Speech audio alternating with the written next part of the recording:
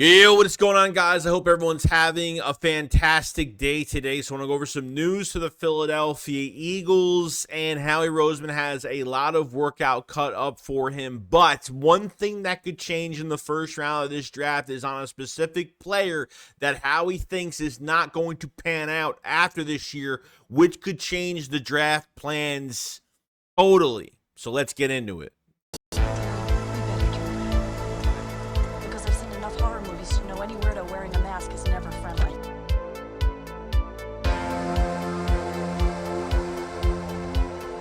Yo, what is going on, guys? I hope everyone's having a fantastic day. Today's one of some news of the Philadelphia Eagles. Now, we are just a few days away. What, 4 days away from the draft? It's absolutely insane.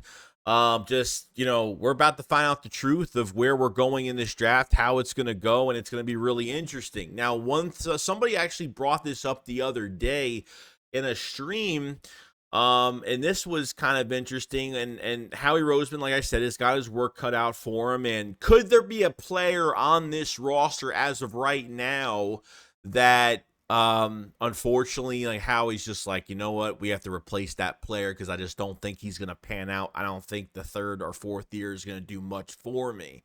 Okay, now we're talking about obviously Jordan Davis and where he has come. And, I don't like Eagle fans that take last year in a nutshell and say, oh, it's all his fault. It's on one player. It's on one coach. It's on everybody at the end of the day. Now, I blame the coaching more than the players because they put them in certain situations. But what I can't respect is that, look, HaasonReddick didn't do nothing at the end of the year. The whole defensive line was, in a nutshell, did nothing. Josh Wett didn't have a sack since week 9. He had a sack the last game of the season. But before that, week 9 was the last time he even touched the quarterback at that point. Okay, so Fletcher Cox did okay in the rotational at the end of the year. Like Moro Jomo kind of stepped up. Milton Williams kind of stepped up a little bit, but it just wasn't enough. Our defensive line can't hit home. And yes, had a lot to do with the coaching. No stunts. Don't know how to blitz. Don't know how to use linebackers. There was so much more that came into it, okay? For this situation. Now, Jordan Davis, we didn't expect Jordan Davis last year to come into the season not only being a run stuffer, but, man, were we surprised on just what he, just how powerful he really is. And I'm not really surprised on that, but, man, his strength and what he could do on just a bull rush in general. And he's the most important player to this Eagles defensive line because it really starts with him. But now going back to his original position this year as a nose tackle should be interesting and he should be a better player in that regard, okay? Now, Jordan Davis showed he has pass rush ability, which is fantastic. As much as I like him to be the best run stuffer in the league, this guy can go after quarterbacks. I have no issue with that. And we were seeing that, the way he was chasing Josh Allen to the sideline. Just there's still an issue there with his, it looks like it's just his cardio and what he's doing. And, it seemed like he fell off. He even said at the end of the year. Jordan Davis was very humble about it. Says, I was like this at the end of the year. I kind of fell off. Can't let that happen. But he has been working his tail off this whole offseason. I mean, when I hear offseason workouts, I hear Jordan Davis, Milton Williams have been working together like crazy this offseason, so that's great. This is a make it or break it year for Jordan Davis. Really is, because you're not going to put too much into his last year.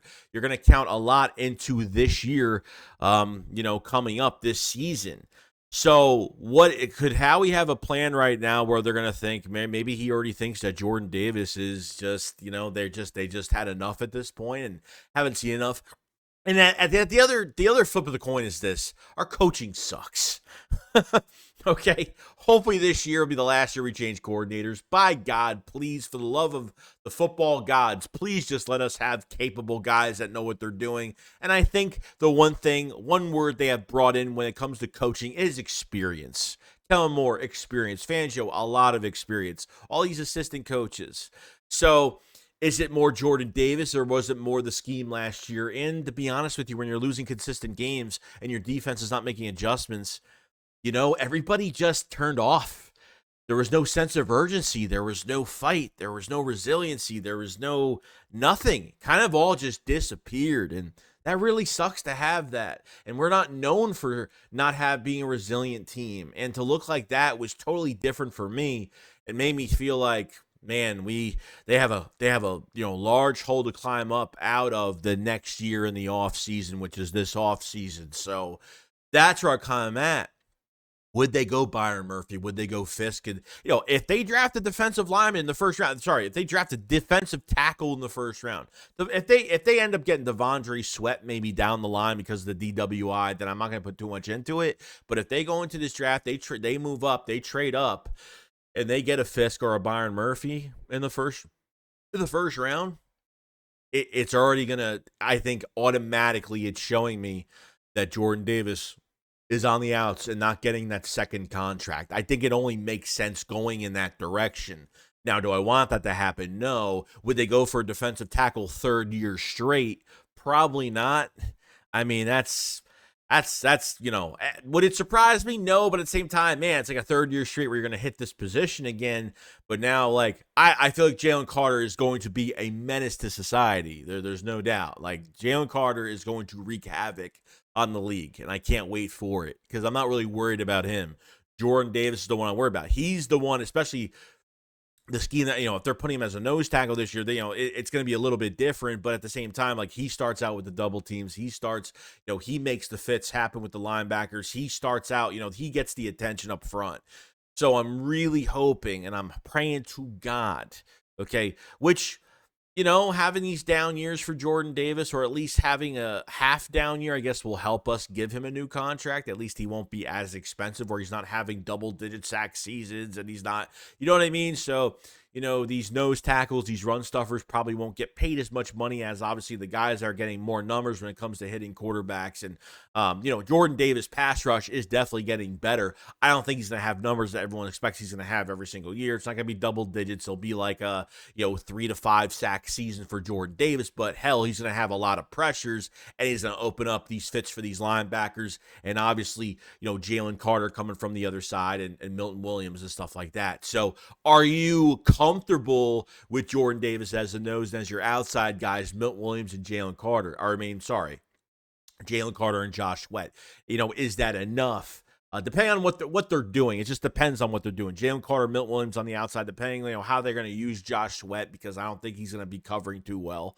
Okay, so defensive line is definitely a big need of interest in the first round because the Eagles love trenches, and you're losing 3 defensive linemen next year. Graham is going to be gone due to retiring. Sweat's going to be gone because they restructured his deal for $13 million fully guaranteed this year. Milton Williams is a free agent. I don't see them paying him a big, unless he wants to stay in Philadelphia for cheap. His statistics aren't great.